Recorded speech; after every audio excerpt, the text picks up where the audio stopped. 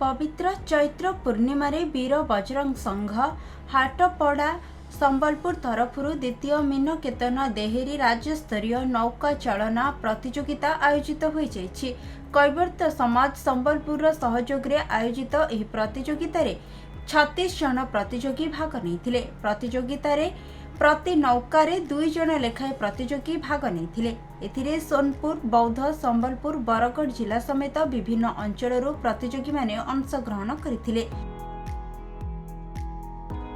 एही प्रतियोगिता रे सुवर्णपुर चढ़ी पंकर सुशांत डनसना और दूरबीन मुदुली प्रथम स्थान अधिकार करी 11,000 टंका, सुवर्णपुर प्रकाश नायक और प्रभात महालिंग द्वितीय स्थान अधिकार करी 7,100 टंका, सुवर्णपुर किसान नायक और शिव माझी तृतीय स्थान अधिकार करी 5,100 टंका और मानपत्र हासिल करिसेंते।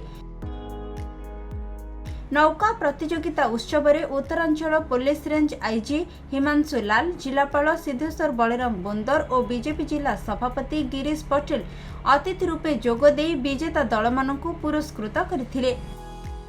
एही कार्यक्रम को वीर बजरंग संघर दीपक बराड़, विश्वजीत देहुरी, सोमनाथ सेठ, अजु सेनापति, कैवर्त समाज सभापति शिशिर पांडे समेत अन्य सदस्य माने परिचालना करथिले।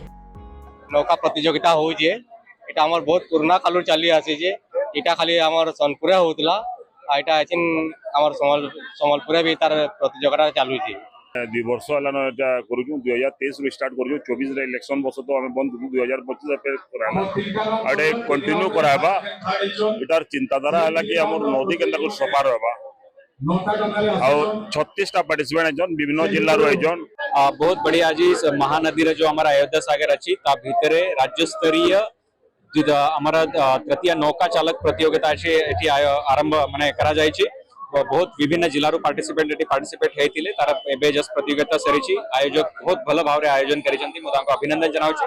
आगामी दिन रे याको केमिति बडा आकार रे करा जीवो सेटा मध्ये प्रशासन तरफ मध्ये तांको सपोर्ट करा जीवो। ये पवित्र जगह रे अपन महानदी कूल रे अयोध्या सागर ये प्रतियोगिता होउची मते पूरा विश्वास अछि आगामी दिन रे एटा बड़ी बड़ी जीवो एबे राज्य रो लोक आछंती आगामी दिन रे राज्य बाहर मध्ये लोक एटी पार्टिसिपेट करी। संबलपुर नवीन दास का रिपोर्ट, खबर ओडिशा।